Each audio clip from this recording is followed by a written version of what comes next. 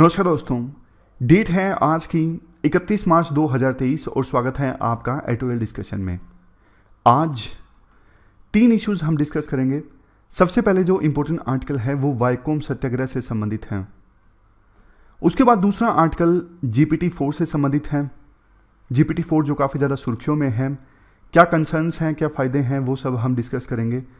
सबसे लास्ट जो आर्टिकल है आज का वो ई वेस्ट से संबंधित है। डिस्कशन स्टार्ट करें उससे पहले एक छोटा सा एनेक्डोट मान लीजिए, जिसे आप फिलोसफिकल एसेज में इस्तेमाल कर सकते हो।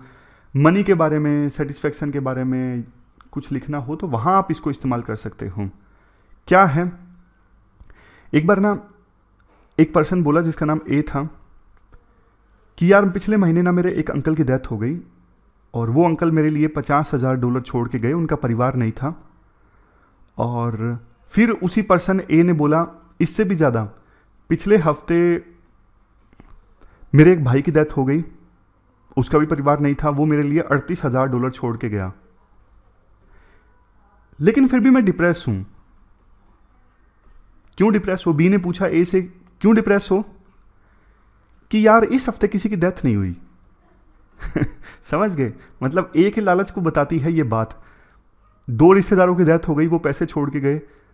एक्सपेक्टेड आंसर ये था, वो ए बोलेगा कि यार पैसा तो आनी जानी चीज़ है, मेरे अपने मारे गए, लेकिन उसने बोला मैं डिप्रेस इसलिए हूँ क्योंकि इस हफ्ते किसी की डेथ नहीं हुई। तो पैसा जो है वो आपको सेटिस्फेक्शन नहीं दे सकता, कितना ही पैसा आ जाए। दुनिया में पैसों की रेस चल रही है, लेकिन हमेशा देखो कोई ना कोई पर्सन तो ऐसा रहेगा ही जो आपसे ज़्यादा अमीर है, आपसे ज़्यादा आरामदायक ज़िंदगी व्यतीत कर रहा है, आपसे ज़्यादा संसारिक जो भोग है, मतलब मेटलिज्म है, उसको कंज्यूम कर रहा है। तो ये रेस जो है वो अंधी रेस है। आपको डिसाइड करना है कि आप इस रेस में शामिल होना चाहते हो या फिर नहीं होना चाहते हो। एक और स्टोरी है लेकिन आज नहीं बताऊंगा, वो कल बताऊंगा। चलिए डिस्कशन स्टार्ट करते हैं। फर्स्ट इंपोर्टेंट आर्टिकल वाइकोम सत्याग्रह से संबंधित है। आप जीएस पेपर 1 के इस टॉपिक से आर्टिकल को रिलेट कर सकते हो। क्या कंटेस्ट है? देखो, कल यानी 30 मार्च को 99 साल पूरे हो गए वाइकोम सत्याग्रह को आयोजित हुए। वाइकोम सत्याग्रह स्टार्ट हुआ था 30 मार्च 1924 को। तो इस मूवमेंट पर बहुत सारी सरकारें, जैसे केरला की सरकार, तमिलनाडु की सरकार, आंध्रा की सरकार सेलिब्रेशंस कर रही हैं, क्योंकि ये जो मूवमेंट थी ना वाइकोम सत्याग्रह वाली, ये सोशल ऑर्थोडॉक्सी के अगेंस्ट थी। सोशल जस्टिस का एक बहुत बड़ा सिंबल है।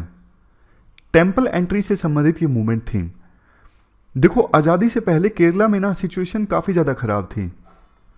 मतलब lower caste, so called lower caste के लोगों को इजाज़त नहीं थी ना सिर्फ मंदिर में एंटर करने की, बल्कि मान लीजिए मंदिर है, मंदिर को जो रोड जाती है ना, उस रोड पर भी मंदिर के नज़दीक जाने की इजाज़त नहीं थी सो कॉल्ड लोअर कास्ट के लोगों को उस समय। मतलब समझ गए? मंदिर जाना तो छोड़ो, मंदिर के नज़दीक वाली जो रोड है वहाँ पर भी आप नहीं जा सकते। तो इतना ज़्यादा डिस्क्रिमिनेशन हो रहा था वहाँ पर केरला में। स्वामी विवेकानंद जी ने एक बार बोल दिया, केरला एक ऐसी जगह है जो एक प्रकार से लुनाटिक असाइलम की तरह है। लुनाटिक असाइलम मतलब वो जगह जहाँ पर मेंटली इल लोगों का इलाज होता है, मानसिक रूप से जो बीमार हैं ऐसे लोगों का इलाज होता है। ऐसी जगह को कहा जाता है लुनाटिक असाइलम। तो केरला को इसी नाम से पुकारा गया था स्वामी विवेकानंद जी के द्वारा।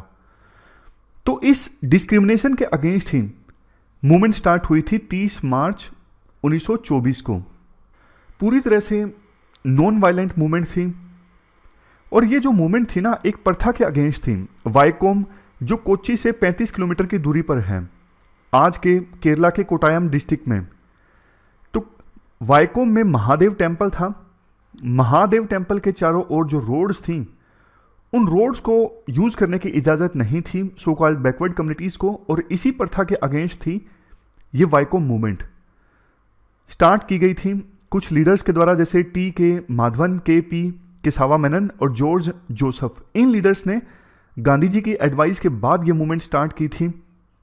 बाद में इसे सक्सेसफुली कंडक्ट किया गया पेरियार के द्वारा, यानी ईवी रामास्वामी नाइकर के द्वारा, जो उस समय तमिलनाडु कांग्रेस के प्रेसिडेंट थे। मूवमेंट में देखो बहुत कुछ हुआ, टोटल 603 दिनों तक ये मूवमेंट चली। बहुत कुछ हुआ इस मूवमेंट में। शुरुआत में ये डिसाइड हुआ था कि 3 पर्सन्स अलग अलग कास्ट के वो रूल्स को डिफाई करेंगे और टेंपल की तरफ जो रोड जाती है वहां पे जाने की कोशिश करेंगे, और अगर उन्हें रोका जाएगा तो सत्याग्रह वो स्टार्ट कर देंगे। तो बहुत से लोगों को अरेस्ट किया गया इस सत्याग्रह में। जैसे मैंने आपको बताया 603 दिनों तक ये सत्याग्रह चला। इसमें देखो बल्कि जो सवर्णास हैं, जिन्हें सो कॉल्ड हायर कास्ट वाला बोलते हैं, उन्होंने बल्कि ज्यादा बढ़ चढ़ के भाग लिया। अवर्णास यानी सो कॉल्ड लोअर कास्ट के जो लोग हैं उनको अलाउ करवाने के लिए कि वो भी टेंपल्स में एंटर करवा सकें। सवर्णास के द्वारा यानी सो कॉल्ड हायर कास्ट के लोगों के द्वारा 1 नवंबर 1925 से लेके 13 नवंबर 1925 तक वहां की जो राजधानी है त्रिवेंद्रम, वहां तक एक मार्च भी आयोजित करवाया गया था। वहां की जो सरकार थी, अथॉरिटीज थी, शुरुआत में तो देखो उन्होंने सत्याग्रहीज को अरेस्ट किया, लेकिन उन्हें समझ में आ गया कि सत्याग्रहीज की संख्या बढ़ती ही जा रही है। तो उन्होंने निर्णय लिया कि लोकल कैंप में, वाइकोम में जो कैंप बना हुआ था लीडर्स का, वहां पे लीडर्स को अरेस्ट किया जाए। तो लीडर्स को अरेस्ट कर लिया गया, तो वैक्यूम क्रिएट हो गया कि अब मूवमेंट को लीड कौन करेगा।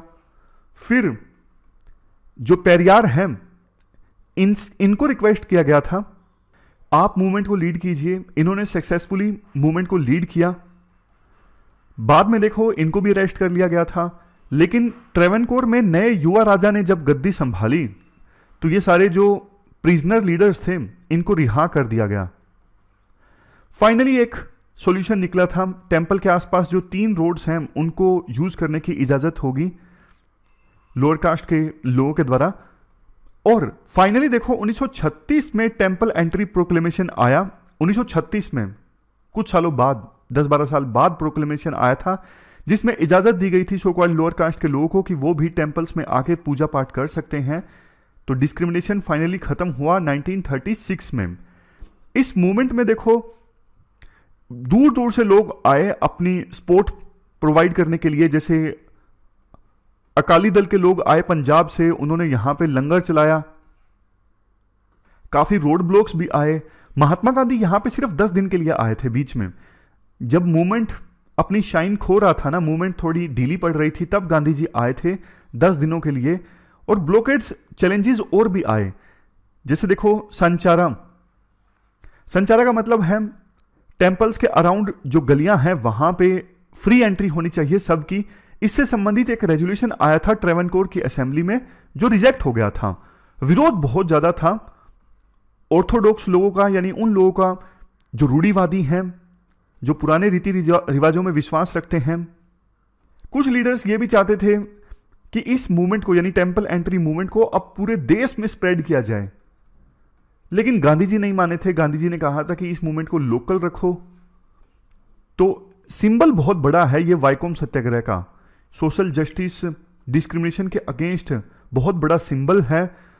और अभी देखो साउथ के अलग अलग राज्यों में ना इसे इसलिए सेलिब्रेट किया जा रहा है क्योंकि कहने को ये मूवमेंट केरला में चली थी, लेकिन साउथ में अलग अलग रीजन से पूरी सपोर्ट आई थी। जैसे तमिल लोगों ने पूरा सपोर्ट किया था, जो पेरियार थे वो तो तमिलियन थे। और कन्याकुमारी, नागरकोइल आसपास के रीजन्स में जो लोकल लीडर्स थे उन्होंने इस मूवमेंट को पूरा समर्थन दिया था। लोकल मार्चेस ऑर्गेनाइज हुए थे। तो मूवमेंट की जो सिग्निफिकेंस है ना, वैसे तो पूरे इंडिया में होनी चाहिए, लेकिन अभी फिलहाल साउथ में ज़्यादा है, अलग अलग राज्यों में। और अलग अलग राज्यों में मूवमेंट इवेंट्स ऑर्गेनाइज हो रहे हैं इस मूवमेंट को याद करने के लिए, सेलिब्रेट करने के लिए। तो ये पूरा आर्टिकल हमने डिस्कस किया वाइकोम सत्याग्रह से संबंधित। वैसे देखो इस डिस्कशन के अंत में ना एक पुरानी वीडियो का आर्टिकल भी मैं अटैच कर दूंगा, आप वो भी देख लीजिएगा। बेशक 2 की स्पीड में देखिएगा। ऐसा इसलिए क्योंकि वाइकोम सत्याग्रह इस बार काफ़ी इंपॉर्टेंट है प्री में पूछे जाने के लिए। इवन मेंस में भी क्वेश्चन पूछा जा सकता है।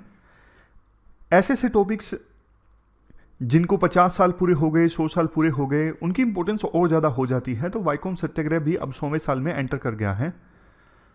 चलते हैं आगे। नेक्स्ट आर्टिकल GPT 4 के बारे में है।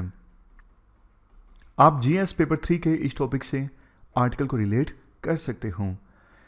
क्या है आपने अभी तक देखो चैट जीपीटी के बारे में सुना होगा, गूगल में सर्च मार के देखिए चैट जीपीटी, जिन्होंने मिस कर दिया है इसे। ओपन एआई कंपनी के द्वारा ये आर्टिफिशियल मॉडल तैयार किया गया है, chat GPT. Chat GPT website पे आप जाओगे, आप अपना क्वेश्चन डालोगे टेक्स्ट फॉर्म में, आपको उस क्वेश्चन का तुरंत आंसर मिल जाएगा टेक्स्ट फॉर्म में।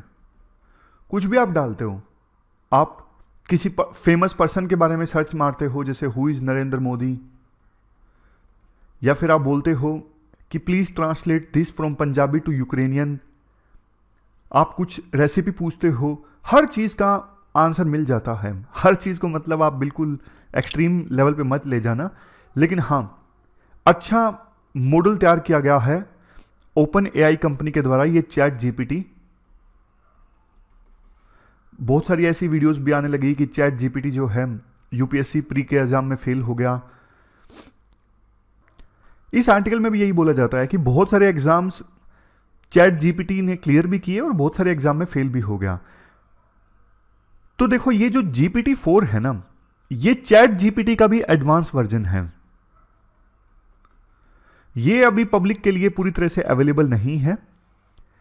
इसमें तो आप इमेज और टेक्स्ट दोनों के फॉर्म में सर्च कर सकते हो। रिजल्ट जो आएगा, आपने कुछ क्वेश्चन पूछा कि for example Vande Bharat express कितनी चल पड़ी है इंडिया में, तो जो आंसर आएगा वो टेक्स्ट फॉर्म में भी आएगा, इमेज फॉर्म में भी आएगा। आप कुछ जो आपके पास प्रोडक्ट्स पड़े हैं, फॉर एग्जांपल टमाटर है, प्याज है, उन सब की फोटो भेज के यहां भेज देते हो जीपीटी 4 में, तो आंसर आएगा कि प्याज और टमाटर से आप ये डिश ट्राई कर सकते हो।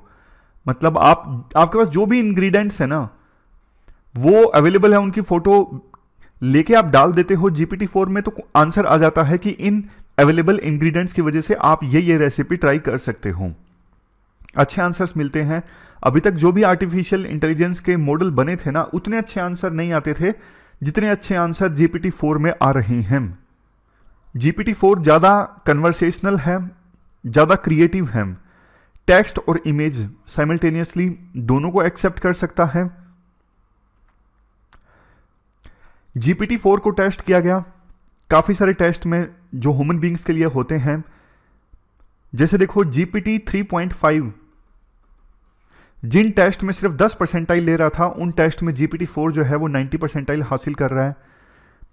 Environment science, statistics, art, history, biology, economics के काफ़ी सारे एग्जाम जो हैं क्लियर कर लिए जीपीटी 4 ने, लेकिन काफ़ी सारे एग्जाम्स में फेल भी हो गया, जैसे advanced English language and literature, दोनों में 40% स्कोर किया। ये सब इंफॉर्मेशन इंपॉर्टेंट नहीं है। इंपॉर्टेंट देखो ये है, जो ये जीपीटी 4 है ना, बहुत सारी वाइट कॉलर जॉब्स को खत्म कर सकता है। वाइट कॉलर जॉब्स जैसे जर्नलिस्ट की जॉब है, कोड लिखना है कंप्यूटर प्रोग्रामर्स के द्वारा, उनकी जॉब खतरे में आ जाएगी। हालांकि जो साइंटिफिक जॉब्स हैं या फिर मैन्युफैक्चरिंग की जॉब्स हैं, उनको फिलहाल इससे खतरा नहीं है। अब आने वाले समय में देखो, बहुत सारी कंपनीज काम कर रही हैं। ये जो मॉडल है जीपीटी 4 का, इसे अपने अपने ढंग से कैसे यूज़ किया जाए। जैसे एक प्रकार से एडटेक्स में भी होड़ लग गई है, बायजू, अनअकैडमी, फिजिक्स वाला, ये सारी जो कंपनीज है ना, इनमें भी एक कंपटीशन मच गया है कि बच्चों के डाउट को एड्रेस करने के लिए कैसे जीपीटी 4 का इस्तेमाल किया जाए। अब ये ओपन एआई कंपनी ने जीपीटी 4 जो डेवलप किया है ना, इस ओपन एआई कंपनी में ना माइक्रोसॉफ्ट की इन्वेस्टमेंट है, तो एक प्रकार से ये इनडायरेक्टली बोले तो माइक्रोसॉफ्ट का है जीपीटी 4। तो इसको देखते हुए अलग अलग जो बड़ी कंपनीज है ना, जैसे गूगल है, फेसबुक है, ये भी अपने अपने आर्टिफिशियल मॉडल को डेवलप कर रहे हैं चैट जीपीटी 4 जैसे, मतलब चैट जीपीटी और जीपीटी 4 जैसे। जीपीटी 4 से संबंधित और जो कंसर्न्स है ना, वो इस प्रकार से हैं। देखो, कोई भी आर्टिफिशियल इंटेलिजेंस से संबंधित टूल या फिर मॉडल है ना, वो काम करता है डेटा सेट पर। अब चैट जीपीटी या फिर जीपीटी 4 जो आंसर देता है हमारे क्वेश्चंस का, वो आंसर कहां से उठाता है, डेटा सेट कहां से लेता है आंसर फ्रेम करने के लिए, पूरी तरह से तो ओपन एआई कंपनी ने या फिर माइक्रोसॉफ्ट ने नहीं बताया है डेटा सेट का सोर्स क्या है, लेकिन जाहिर तौर पे जिस प्रकार के आंसर्स आते हैं, डेटा सेट देखो इंटरनेट है, इंटरनेट से इंफॉर्मेशन उठाता है चैट जीपीटी और अपने हिसाब से आंसर फ्रेम करके दे देता है। अब एक चीज आपको भी पता है, इंटरनेट पे जो भी इंफॉर्मेशन अवेलेबल है वो सारी सही नहीं है। बहुत सी इंफॉर्मेशन इंटरनेट पर इनएक्यूरेट है, बहुत सी इंफॉर्मेशन इंटरनेट पर बायस्ड है। एक चीज और देखिए ना, अभी इंटरनेट की एक्सेस ज्यादा वर्ल्ड में डेवलप कंट्रीज के पास में है। इंडिया में भी अभी तक इंटरनेट सभी लोग इस्तेमाल नहीं कर रहे हैं, हालांकि संख्या इंक्रीज हुई है कुछ सालों में, लेकिन डेवलप कंट्रीज में इंटरनेट ज्यादा लोग इस्तेमाल करते हैं और मेल लोग ज्यादा करते हैं। तो इंटरनेट पे जो इंफॉर्मेशन है ना, वो ओवर रिप्रेजेंटेड है बाय मेल्स। तो चैट जीपीटी कंपनी को ये कंसर्न्स बताए गए, उन्होंने कहा कि हाँ हम इसको एक्नॉलेज कर रहे हैं, तो आने वाले जो वर्जन्स होंगे जीपीटी के उसमें हम मॉडरेट करेंगे, कोशिश करेंगे कि कंटेंट बिल्कुल बायस्ड ना हो। बट देखो ऐसा इंश्योर करना बहुत मुश्किल है, क्योंकि जो डेवलपिंग कंट्रीज हैं, गरीब देश हैं, वो तो इंटरनेट पर रिप्रेजेंटेड ही नहीं है ना, उनसे संबंधित इंफॉर्मेशन तो बहुत कम मिलेगी जो उनके द्वारा लिखी गई है, तो उनका व्यूज तो आपको मिलेगा ही नहीं। इसके अलावा इंटरनेट पर तो प्रोपगेंडा भी चलता है, जैसे हमारे देश की पॉलिटिक्स में बहुत सी गलत इंफॉर्मेशन अलग अलग पॉलिटिकल पार्टीज के द्वारा स्प्रेड की जाती है अपना वोट बैंक को मजबूत करने के लिए। तो कहीं ऐसा ना हो जो GPT-4 या फिर आगे के वर्जन्स हैं ये भी व्हाट्सएप यूनिवर्सिटी का शिकार हो जाएं, मतलब अपने आंसर्स में ऐसी इंफॉर्मेशन देने लगे जो व्हाट्सएप यूनिवर्सिटी की है। समझ गए? तो ये कमियां हैं जीपीटी आर्टिफिशियल इंटेलिजेंस का जो मॉडल है इसमें। होप कि आने वाले सालों में विभिन्न कंपनीज आर्टिफिशियल इंटेलिजेंस के इन मॉडल्स का इस्तेमाल करेंगे मानवता की भलाई के लिए, इसका मिसयूज नहीं होगा, इसका सही ढंग से इस्तेमाल होगा। तो ये पूरा आर्टिकल हमने डिस्कस किया, चलते हैं आगे। इसके बाद नेक्स्ट आर्टिकल इलेक्ट्रॉनिक वेस्ट से संबंधित है और आप जीएस पेपर 3 के इस टॉपिक से आर्टिकल को रिलेट कर सकते हो। देखो क्रिश्चियन लाउस लैंग का एक आर्टिकल है, टेक्नोलॉजी जो है वो इफेक्टिव सर्वेंट है बट एक बहुत खतरनाक मास्टर है। आजकल वही देखने को मिल रहा है। डिजिटल मिनिमलिज्म के बारे में हमने जब डिस्कस किया था तो ये डिस्कस किया था किस प्रकार से अगर देखो आप इंटरनेट को अपने फायदे के लिए इस्तेमाल करते हो तो ठीक है, लेकिन टेक्नोलॉजी आपको इस्तेमाल कर रही है। फॉर एग्जांपल आपको पता भी नहीं लगता कि आपने यूट्यूब के शॉर्ट्स देखते देखते कितना टाइम वेस्ट कर दिया, तो फिर टेक्नोलॉजी बहुत खतरनाक मास्टर है। आपका टाइम जो कि सबसे ज़्यादा कीमती है किस प्रकार से तबाह हो जाएगा आपको पता भी नहीं होगा। देखो आप लोग जो वीडियो देख रहे हो ना, आप में से ऑलमोस्ट सभी लोगों ने ये ट्रांजिशन देखा है, किस प्रकार से पहले वायर वाले टेलीफोन इस्तेमाल होते थे, फिर नोकिया वाले सेलफोन आए, फिर एकदम से बिल्कुल हल्के से स्मार्टफोन आए अलग अलग कंपनीज के, एप्पल के, सैमसंग के। अब तो देखो हर साल इवन एक साल में 2 बार कई मोबाइल कंपनीज नए नए वर्जन रिलीज कर देते हैं। जैसे आईफोन 14 आ गया, अभी पता नहीं 14 आ गया या 15 जो भी है, मतलब हर साल नया वर्जन आ जाता है आईफोन का। सैमसंग का अलग अलग सीरीज चल रही है, गैलेक्सी की अलग सीरीज, ये सब। तो पुराने जो वर्जन हो जाते हैं ना, इंसान की फितरत ऐसी होती है कि जिसके पास पैसे हैं उसका मन करता है कि नया वर्जन मैं लूं। बट देखो इस चक्कर में ना बहुत सारे जो पुराने फोन्स हैं ना वो ई वेस्ट के फॉर्म में तब्दील हो जाते हैं। टेक्नोलॉजी आज के समय में हर एक सेक्टर को प्रभावित कर रही है, फूड, ट्रांसपोर्ट, जो भी आप सोच सकते हो, हर एक सेक्टर को टेक्नोलॉजी टच कर चुकी है। तो आज ऑलमोस्ट 10 बिलियन पीपल ऐसे हैं जो स्मार्टफोन का इस्तेमाल कर रहे हैं। हालांकि डेटा गलत है, वर्ल्ड की टोटल पॉपुलेशन 8 बिलियन के आसपास है, तो 10 बिलियन लोग कैसे मोबाइल फ़ोन का इस्तेमाल कर सकते हैं। मतलब डेटा कुछ ऐसा होगा शायद कि 10 मिलियन मोबाइल फ़ोन हैं, किसी किसी के पास 2 फ़ोन भी होते हैं, 3 भी होते हैं, लेकिन ये डेटा गलत है, इसको आप इस्तेमाल मत करिएगा। मतलब पॉइंट आप समझ गए ना कि मोबाइल फ़ोन्स का इस्तेमाल काफ़ी ज़्यादा होने लगा है और कंप्यूटर्स का इस्तेमाल काफ़ी ज़्यादा होने लगा है, लैपटॉप्स का, कंप्यूटर्स का, डेस्कटॉप्स का। मेडिकल इंडस्ट्री में बहुत सारे डिवाइसेस का इस्तेमाल होता है। फिर उसके बाद इलेक्ट्रिकल इक्विपमेंट्स का इस्तेमाल काफ़ी ज़्यादा होने लगा है। तो ये सारे ना बाद में ई वेस्ट में तब्दील हो जाते हैं। अब ई वेस्ट के नुकसान बहुत ज़्यादा होते हैं। अब ज़्यादातर ई वेस्ट जो है इनको अच्छे से डिस्पोज नहीं किया जाता, तो ये लैंडफिल्स में आ जाते हैं। मतलब कूड़े के जो ढेर हैं वहाँ पे ये ई वेस्ट इकट्ठा हो जाते हैं। फिर इनसे हार्मफुल गैसेस रिलीज होती हैं एटमॉस्फेयर में, ह्यूमन हेल्थ प्रभावित होती है, स्किन इरिटेशन होता है, लंग्स में इन्फेक्शन, किडनी में प्रॉब्लम्स, ये सब चीज़ें होती हैं। और हार्मफुल गैसेस का रिलीज होना मतलब सोइल जो है, मतलब लिक्विड भी कई बार रिलीज होता है तो सोइल कंटामिनेट हो जाती है, वाइल्ड लाइफ को बहुत नुकसान पहुंचता है।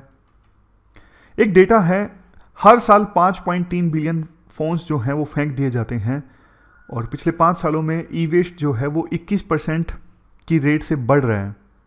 2030 आते आते ये 74.2 मीट्रिक टन तक पहुंच जाएगा। अगर इनको रिसाइकल या फिर डिस्पोज नहीं किया जाता है प्रॉपरली, तो ई वेस्ट में जो हैवी मेटल्स होते हैं वो काफ़ी टॉक्सिक सब्सटेंसेस को रिलीज करेंगे, जिससे सीरियस एनवायरमेंटल प्रॉब्लम्स हो सकती हैं।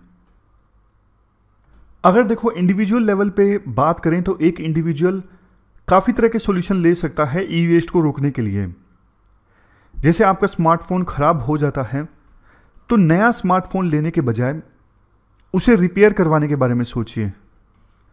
पुराने जो आपके डिवाइसेस हैं, जैसे पुराना लैपटॉप, कंप्यूटर, नोटपैड, इसे या तो चैरिटेबल ऑर्गेनाइजेशंस को दान दीजिए, या फिर स्कूल में दान दे दीजिए, या फिर आपके आसपास कोई नीडी पर्सन है, ज़रूरतमंद व्यक्ति है, उसे दान दे दीजिए। इसके लिए देखो शुरुआत से ही, मतलब ई वेस्ट काफ़ी खतरनाक है, इसको कम से कम जनरेट करें।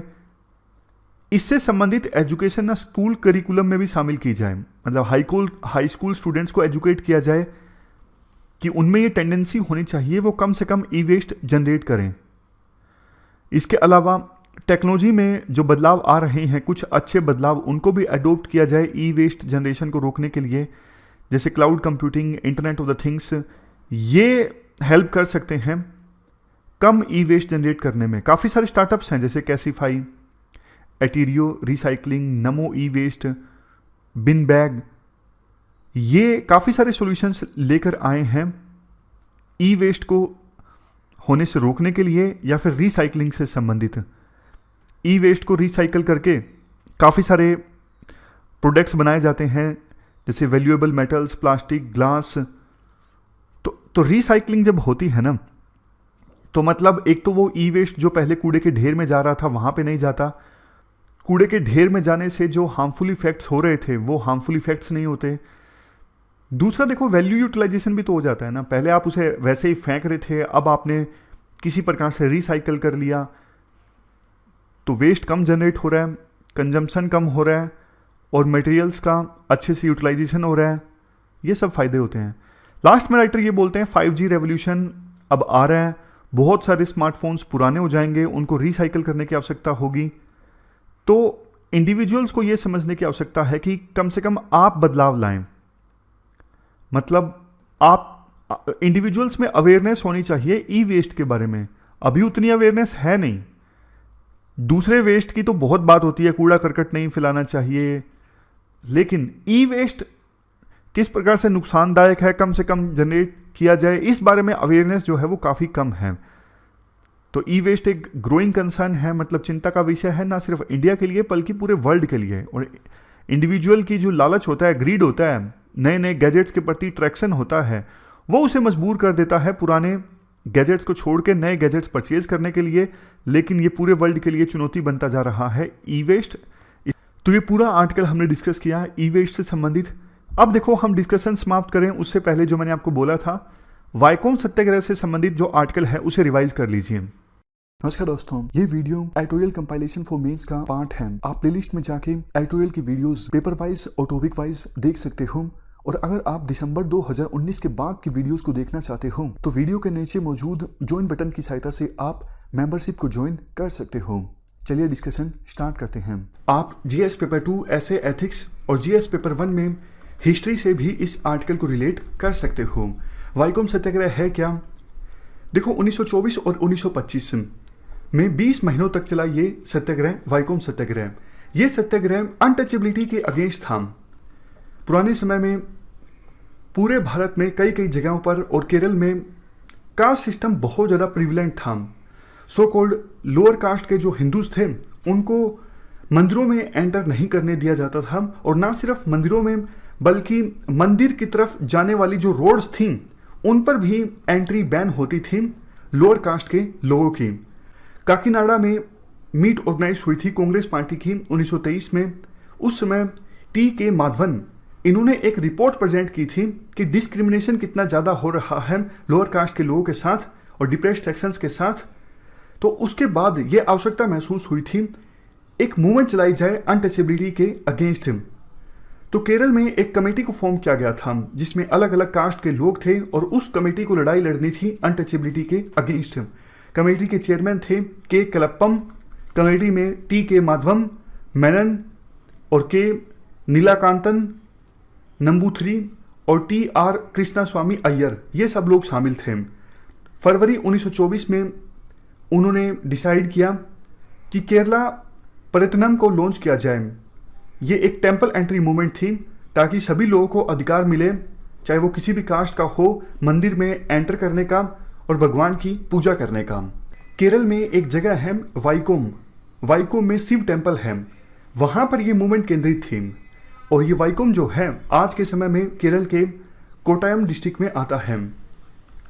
उस समय देखो डिप्रेस सेक्शंस के लोग जिनके साथ डिस्क्रिमिनेशन हो रहा था केरल में वो थे इजावा और नारायण गुरु। श्री नारायण गुरु का नाम आपने सुना होगा, स्पेक्ट्रम में उनके बारे में लिखा भी हुआ है। उन्होंने ये स्लोगन दिया था, one God, one religion, one cast. Shri Narayan गुरु ने अनटचेबिलिटी के अगेंस्ट और टेम्पल एंट्री के पक्ष में बहुत इंपॉर्टेंट भूमिका निभाई। श्री नारायण गुरु भी इजावा कास्ट से थे। तो ये तो हमने काइंड ऑफ बेसिक चीज़ें डिस्कस की वाइकोम सत्याग्रह के बारे में। लेकिन क्वेश्चन ये उठता है गांधी जी का क्या रोल था इस वाइकोम सत्याग्रह में। आर्टिकल में कहा जाता है, देखो वैसे ना तो गांधी जी ने इस सत्याग्रह को लीड किया और ना ही बहुत बड़े स्केल पे पार्टिसिपेट किया, लेकिन जब ये सत्याग्रह चल रहा था, 20 महीनों का ये सत्याग्रह था 1924 और 1925 में, और जब ये सत्याग्रह चल रहा था तो 10 दिनों के लिए गांधी जी ने विजिट किया था वाइकोम में जहाँ पर ये सत्याग्रह चल रहा था। और इसके अलावा वैसे समय समय पर गांधी जी से कंसल्ट कर रहे थे वो लोग जो पार्टिसिपेट कर रहे थे इस सत्याग्रह में डायरेक्टली। तो उन्हीं 10 दिनों के बारे में बताया जा रहा है इस आर्टिकल में। आर्टिकल में बताया जाता है 9 मार्च 1925 को शाम को 6 बजे वो वाइकोम में पहुँचे। वैसे प्लान के अनुसार उन्हें 4 बजे पहुंचना था। देरी इसलिए हुई थी क्योंकि बोट्स गई थी गांधी जी का वेलकम करने के लिए और गांधी जी ने मना कर दिया था। उन्होंने कहा था कि बोट्स को यहाँ से ले जाओ, मैं अपना स्वागत नहीं चाहता। तो एक बात राइटर के द्वारा ये बोली जाती है, स्ट्रगल के दौरान गांधी जी ने बहुत सारे ऐसे काम किए कि जो आइडियली सही थे, मोरली सही थे, लेकिन उनसे जो उनके सपोर्टर्स थे उनकी स्पिरिट डाउन होती थी। लेकिन आज के समय में जैसे कई लीडर्स अपने सपोर्टर्स की विश के सामने घुटने टेक देते हैं, गांधी जी ऐसे नहीं थे। वो अपने मोरल्स को, वैल्यूज़ को कभी नहीं छोड़ते थे, चाहे बेशक सपोर्टर्स नाराज ही क्यों ना होते हों। मतलब सपोर्टर्स की विश के सामने, गलत विश के सामने गांधी जी घुटने नहीं टेकते थे। उसके बाद देखो एक एक डिटेल डिस्कस की हुई है जो कि इंपॉर्टेंट नहीं है। जैसे एग्जाम्पल के तौर पर यह बताया जाता है, जैसे ही गांधी जी ने एंटर किया वाइकोम में, वेलकम एड्रेस के दौरान स्टेज पर जब गांधी जी बैठे हुए थे तो उन्होंने एक रजिस्टर्ड मेल को प्राप्त किया जिसमें ऑर्थोडॉक्स ब्राह्मण्स अनटचेबिलिटी के पक्ष में बोल रहे थे और गांधी जी के स्टैंड को क्रिटिसाइज कर रहे थे। लेकिन उस दिन गांधी जी का मौन व्रत था, उन्होंने कुछ नहीं बोला, वो सीधा सत्याग्रह आश्रम में चले गए। तो इस प्रकार की डिटेल्स कहीं इस्तेमाल नहीं हो सकती। इंपॉर्टेंट जो पॉइंट्स हैं इस आर्टिकल में वो ये हैं, गांधी जी ने अपने 10 दिनों के दौरान सभी स्टेक होल्डर से कंसल्ट किया। श्री नारायण गुरु जो लीड कर रहे थे इस सत्याग्रह को, उनसे कंसल्ट किया गांधी जी ने, उनके साथ मीटिंग की। महारानी रीजेंट, दीवान, पुलिस कमिश्नर, यहाँ तक कि जो ऑर्थोडॉक्स ब्राह्मण्स थे उनके साथ भी गांधी जी ने कंसल्ट किया, उनके साथ भी मीटिंग की। ऑर्थोडॉक्स ब्राह्मण्स बात मानने को तैयार नहीं थे। उनका कहना था कि जो कुछ ये हो रहा है कि डिप्रेस्ड सेक्शन के लोगों को मंदिरों में नहीं एंटर करने दिया जाता, रोड्स पर नहीं एंटर करने दिया जाता, ये सही है, ये शास्त्रों के अनुसार है, ये जो हिंदू टेक्स्ट हैं उनके अकॉर्डिंग है। तो गांधी जी ने ऑर्थोडॉक्स ब्राह्मण्स को 3 ऑप्शन दिए। पहला ऑप्शन तो ये था कि आप वाइकोम में या फिर ट्रावेनकोर में रेफरेंडम करवा लीजिए। अगर रेफरेंडम में सभी लोग मेजोरिटी के साथ ये मानते हैं कि जो कुछ हो रहा है ये सही है, तो हम आपकी बात को मान लेंगे। दूसरा ऑप्शन ये दिया गया था मीडिएशन करवा लिया जाए। ऑर्थोडॉक्स ब्राह्मण्स को बोला गया आप अपनी तरफ से एक सेकुलर सेंड कर दीजिए और सत्याग्रहियों की तरफ से भी हम एक सेकुलर सेंड कर देंगे और दीवान जो है वो वर्डिक्ट को प्रोनाउंस कर देंगे मीडिएशन के बाद। गांधी जी ने यह भी कहा था अगर इस प्रपोजल को एक्सेप्ट कर लिया जाता है तो सत्याग्रहियों की तरफ से जाएंगे मदन मोहन मालवीय। लास्ट में तीसरा ऑप्शन ऑर्थोडॉक्स ब्राह्मण्स को यह दिया गया था कि आप साबित कर दीजिए, मतलब आपको लगता है जो कुछ आप कर रहे हो ये सही है, तो आप वो टेक्स्ट लेके आइए जिनके आधार पर आप बोल रहे हो कि ये सही है, कौन से हिंदू टेक्स्ट में ये लिखा हुआ है। तो ऑर्थोडॉक्स ब्राह्मण्स ने तीसरे प्रपोजल को एक्सेप्ट किया। उससे पहले देखो एक खास बात ये, गांधी जी ने ऑर्थोडॉक्स ब्राह्मण्स को पूरा मौका दिया कि आप तीनों में से कोई भी ऑप्शन चूज कर लीजिए और अगर आप सही साबित हुए तो सत्याग्रही आपकी बात मान लेंगे, लेकिन आप गलत अगर साबित हुए तो आपके ऊपर है, आपकी मर्जी है, आप वर्डिक्ट को मानो या फिर ना मानो। तो इससे बहुत सारे जो सत्याग्रही हैं या फिर सपोर्टर्स हैं वो नाराज भी हुए कि अगर हम हार गए तो हमको माननी पड़ेगी ऑर्थोडॉक्स ब्राह्मण्स की बात, लेकिन ऑर्थोडॉक्स ब्राह्मण्स अगर हार गए फिर भी उनकी मर्जी है वो वर्डिक्ट को स्वीकार करें या फिर ना करें। तो इस बारे में गांधी जी के व्यू काफी स्ट्रॉन्ग थे। उनको लगता था ये लड़ाई सच की लड़ाई है और हम हार ही नहीं सकते, हमें पता है हम बिल्कुल ठीक है, मतलब हारने का सवाल ही नहीं उठता। लेकिन ऑर्थोडॉक्स ब्राह्मण्स का जो स्टैंड है वो इससे एक्सपोज हो जाएगा और आखिर में वही हुआ भी। खैर हम उस पॉइंट पे फिर से चर्चा करते हैं। ऑर्थोडॉक्स ब्राह्मण्स ने तीसरे प्रपोजल को स्वीकार किया और वो एक टेक्स्ट लेके आए। टेक्स्ट का नाम क्या था? शंकरा स्मृति। गांधी जी ने कहा कि ये जो टेक्स्ट आप लेके आए हो ये ऑथेंटिक नहीं है ये टेक्स्ट। और दूसरे जो नारायण मेनन थे या फिर दूसरे उस समय जो बड़े सेकुलर्स थे उनके पास भी उस टेक्स्ट को ले जाया गया और उन्होंने भी माना कि ये जो टेक्स्ट प्रेजेंट किया गया है ऑर्थोडॉक्स ब्राह्मण्स के द्वारा शंकरा स्मृति, जिसमें अनटचेबिलिटी को जायज ठहराया गया है, ये ऑथेंटिक नहीं है। ऐसा करके देखो बेशक वाइकोम सत्याग्रह उस समय खत्म नहीं हुआ था, थोड़ा और लंबे समय तक चला, लेकिन गांधी जी ने पब्लिक ओपिनियन बिल्कुल एकदम से सत्याग्रहियों के पक्ष में कर दी थी और ऑर्थोडॉक्स ब्राह्मण्स को समझ में आ गया था कि जनता उनके साथ नहीं है और उनका जो स्टैंड है वो मोरल नहीं है। तो ये एक मेजर रीजन रहा इस सत्याग्रह के सफल होने का। तो ये कुछ चीजें आप लिख सकते हो जब अगर मेंस में वाइकोम सत्याग्रह के बारे में 10 मार्क्स का या फिर 15 मार्क्स का अलग से क्वेश्चन आ जाता है। अलग अलग स्टेक होल्डर्स से कंसल्ट करने का फायदा देखो ये हुआ, जैसे गांधी जी पेरियार से मिले और गांधी जी नारायण गुरु से मिले, पुलिस कमिश्नर से मिले, जो महारानी रेजेंट थी उनसे मिले। तो इन सब से मिलने का फायदा ये हुआ मिथ टूटते गए। जैसे महारानी रीजेंट से जब वो मिले तो ये मिथ टूट गया कि महारानी जो रीजेंट हैं वो इस मूवमेंट के अगेंस्ट हैं। पुलिस कमिश्नर से जब वो मिले तो ये मिथ टूट गया कि पुलिस सत्याग्रहियों को सप्रेस करने का काम कर रही है। तो ये सब फायदे हुए वाइड स्केल पे जो कंसल्टेशन गांधी जी के द्वारा किया गया इस सत्याग्रह के दौरान। इस डिस्कशन में फिलहाल इतना ही है। Thank you very much for discussion.